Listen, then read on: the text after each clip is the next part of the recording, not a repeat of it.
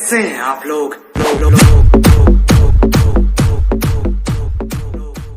तो दोस्तों, मैं सर्वेश कुमार यादव फिर से आप लोगों को केडी यादव जी चैनल में स्वागत करते हैं।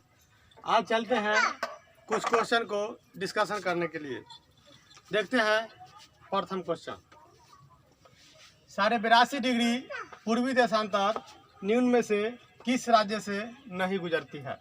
दोस्तों, ये एग्जाम में नहीं वाला क्वेश्चन अधिकतर स्टूडेंट नहीं पढ़ते हैं और मिस्टेक से कर देते हैं। तो आइए जानते हैं। सबसे पहले 82.5 डिग्री पूर्वी देशांतर जो है वो भारतीय मानक समय है, जो ग्रीनविच से यानी ग्रीनविच ब्रिटेन में है उससे 5.5 घंटा आगे है।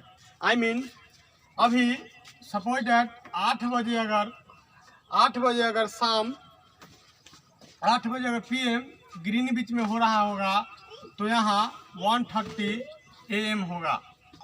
यानी हमारा जो टाइम है वो ग्रीनविच से 8.5 घंटा आगे है। और यह 82.5 डिग्री पूर्वी देशांतर इलाहाबाद के समीप नैनी से गुजरता है, जो निम्नलिखित 5 राज्यों से गुजरता है। पहले उसके बारे में जानते हैं। अपने आप लोग इसका आंसर दे पाएंगे। जानते हैं 5 के बारे में। उसका नाम है उत्तर प्रदेश, मध्य प्रदेश, आंध्र प्रदेश और छत्तीसगढ़ और उड़ीसा। हम लोग याद इस तरह करेंगे जैसे UMA उमा एक लड़की का नाम है, तो उमा गई छत्तीसगढ़ और उड़ीसा। उमा कहाँ गई? छत्तीसगढ़ और उड़ीसा। UMA मतलब UP, MP और AP और छत्तीसगढ़ उड़ीसा। हम लोग याद करने के लिए कह सकते हैं उमा कहाँ गई? तो छत्तीसगढ़ और उड़ीसा गई। आइए देखते हैं तो इसका आंसर कौन सा हो जाएगा। इसका आंसर हो जाएगा आपका महाराष्ट्र। ये महाराष्ट्र से नहीं गुजरती है, क्योंकि उत्तर प्रदेश, मध्य प्रदेश और उड़ीसा ये 3 राज्यों से गुजरती है, लेकिन महाराष्ट्र से नहीं गुजरती है। देखते हैं दोस्तों उत्तर प्रदेश के बारे में। उत्तर प्रदेश की राजधानी है लखनऊ, जो गोमती नदी के किनारे स्थित है। उत्तर प्रदेश का वर्तमान CM है योगी आदित्यनाथ। उड़ीसा के बारे में देखते हैं। उड़ीसा की राजधानी भुवनेश्वर है और इनका वर्तमान CM है नवीन पटनायक। इनका वर्तमान CM है नवीन पटनायक, जो बीजू जनता दल से पार्टी से रिलेट करते हैं। मध्य प्रदेश के बारे में जानते हैं। मध्य प्रदेश की राजधानी है भोपाल और मध्य प्रदेश की वाणिज्यिक राजधानी है इंदौर, और इंदौर को मिनी मुंबई के नाम से भी जाना जाता है। और वर्तमान में मध्य प्रदेश के वर्तमान CM है शिवराज सिंह चौहान। और महाराष्ट्र के बारे में जानते हैं तो महाराष्ट्र की राजधानी है मुंबई। मुंबई को पहले बम्बई के नाम से जाना जाता था। सन 1995 ईस्वी में इसका नाम बदल के बम्बई से मुंबई कर दिया। और मुंबई के वर्तमान CM हैं उद्धव ठाकरे। दोस्तों, उड़ीसा में एक नदी बहती है महानदी, जिसको उड़ीसा का शोक कहा जाता है। और मध्य प्रदेश में सबसे ज़्यादा टाइगर रिजर्व है, इसलिए मध्य प्रदेश को टाइगर स्टेट के नाम से जाना जाता है। मध्य प्रदेश भारत का हृदय भी कहलाता है। भारत का हृदय heart of India Madhya Pradesh को कहा जाता है, क्योंकि ये भारत के बीच में स्थित है। और मध्य प्रदेश से ही सन 2000 ईस्वी में छत्तीसगढ़ राज्य का बंटवारा हुआ था। तो दोस्तों, इस क्वेश्चन से बस इतना ही। चलते हैं नेक्स्ट क्वेश्चन की तरफ। चलिए देखते हैं दूसरा क्वेश्चन। नक्की झील कहाँ स्थित है?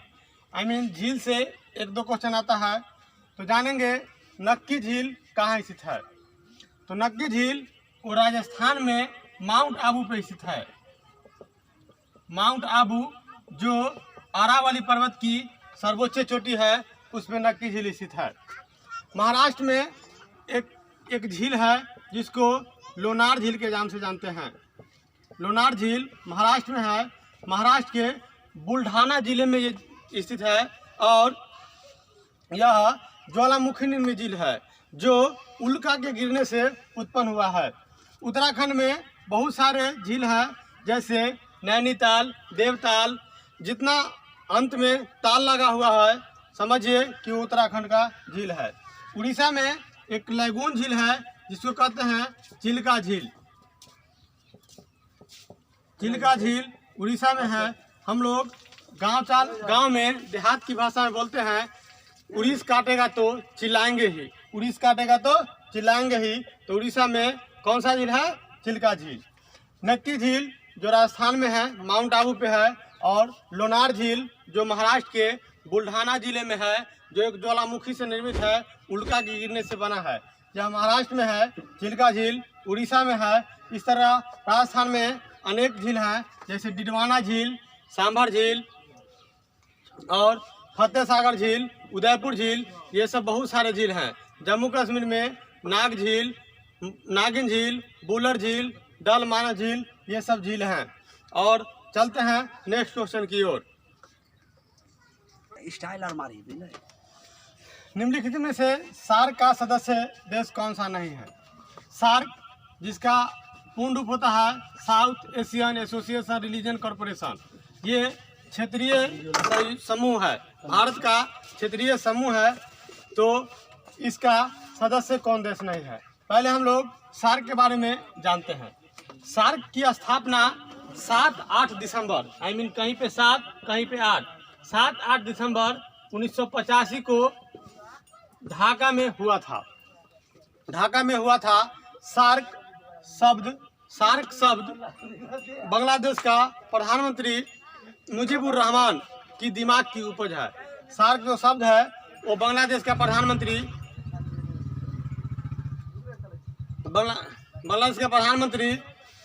मुजीबुर रहमान का दिमाग की उपज है। इसकी स्थापना 7-8 दिसंबर 1985 को हुआ था। जब स्थापना हुआ था उस समय 7 देश था, लेकिन वर्तमान में अब 8 देश हैं।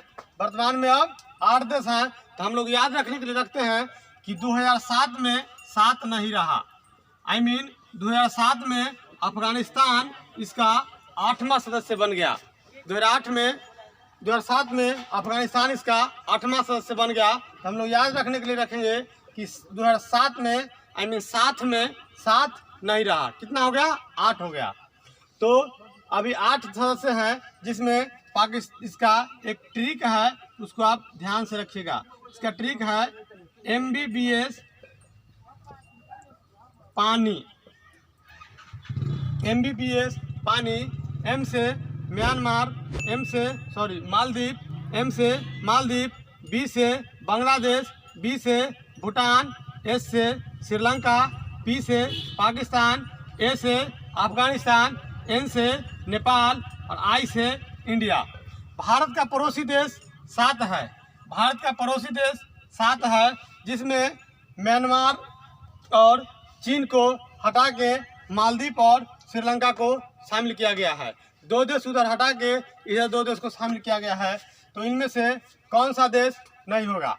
तो पाकिस्तान है, ये है पाकिस्तान। P से पाकिस्तान है। म्यांमार नहीं है, क्योंकि यहाँ पे म्यांमार की जगह कौन सा होगा? मालदीव होगा।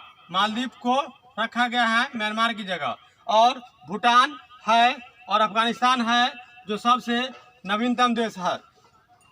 चलिए जानते हैं पाकिस्तान के बारे में। पाकिस्तान भारत का पड़ोसी देश है। इसकी राजधानी इस्लामाबाद है। जब पाकिस्तान भारत से पृथक हुआ था उस समय उसकी राजधानी कराची था और 1967 ईस्वी में इसकी राजधानी इस्लामाबाद बना है। म्यांमार, जिसको पुराना नाम बर्मा था, इसकी राजधानी नेपैताब है। भूटान, जिसकी राजधानी थिम्पू है और इसको ड्रक यूल के नाम से जाना जाता है।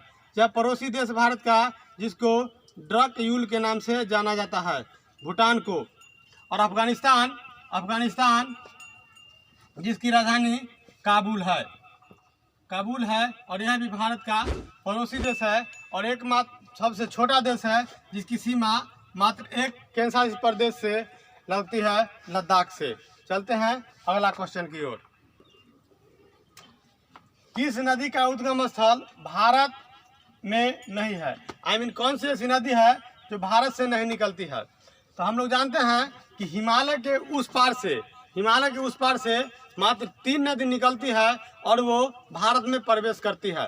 तो जानते हैं कौन सी नदी है? सिंधु जो तिब्बत के मानसरोवर झील से निकलती है, सतलज इधर तिब्बत से निकलती है और ब्रह्मपुत्रा ये भी तिब्बत से निकलती हैं। सिंधु नदी तिब्बत से निकल के जम्मू कश्मीर होते हुए इधर पंचनद का निर्माण करती है मिठानकोट में और अरब सागर में गिरती है। सिंधु नदी अरब सागर में गिरती है और सतलज जो है सिंधु की सबसे बड़ी सहायक नदी है। ब्रह्मपुत्रा नदी यह तिब्बत के मानसरोवर झील से निकल के और ये भारत में प्रवेश करती है और यह बंगाल की खाड़ी में गिरती है। तो हम लोग इसका आंसर होगा सिंधु, सतलज और ब्रह्मपुत्रा, तीनों इनमें से सभी। इसका आंसर होगा इनमें से सभी। कौन सी नदी उद्गम स्थल भारत में नहीं है? तो इनका तीनों, सिंधु, सतलज और ब्रह्मपुत्रा नदी का उद्गम स्थल भारत में नहीं है। इसका एक कोड है SSB। SSB एक फौज का ये संगठन है, इससे भी हम लोग याद रख सकते हैं। SSB, एस से सिंधु, एस से सतलज और बी से ब्रह्मपुत्रा। चलते हैं नेक्स्ट प्रश्न की ओर। नर्मदा और ताप्ती नदी के बीच कौन सा पहाड़ स्थित है? दोस्तों, इससे बहुत सारा एक क्वेश्चन अधिकतर एग्जाम में पूछा जाता है और यह क्वेश्चन गलती हो जाती है। तो चलिए एक ट्रिक के बारे में जानते हैं और इस क्वेश्चन को सोल्व करते हैं। पहले एक ट्रिक जानेंगे, अमाविन्शत। इससे रिलेटेड 4 या 5 क्वेश्चन होता है जो एग्जाम में बराबर पूछता है। तो जानते हैं कि नर्मदा और ताप्ती नदी के बीच कौन सा पहाड़ स्थित है। इस ट्रिक के जरिए इसका आंसर हम लोग निकालते हैं। देखिए, अरावली, अ से अरावली, माँ से मालवा का पठार, बी से विंध्याचल का पठार, न से नर्मदा नदी, स से सतपुरा पर्वत, सतपुरा का पहाड़ और त से ताप्ती नदी।